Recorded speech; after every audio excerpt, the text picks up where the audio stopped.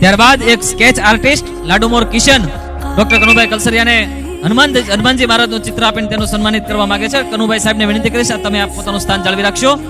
કિશન લાડુમોર જે આર્ટિસ્ટ છે પોતાની જાતે જ ચિત્ર બનાવે છે અને ડોક્ટર કનુભાઈ કલસરિયા સાહેબને ચિત્ર આપીને પોતાની કલા અર્પણ કરી અને તેનું સન્માન કરવા માંગે છે. મિત્રો જોરદાર તાળીઓના ગડગડાટથી આપણે કિશન લાડુમોર અને ડોક્ટર કનુભાઈ કલસરિયાને વધાવીએ. करके देखा कमाल वो आके ज़मीं पे दे के जाए आसमां शाबाशियाँ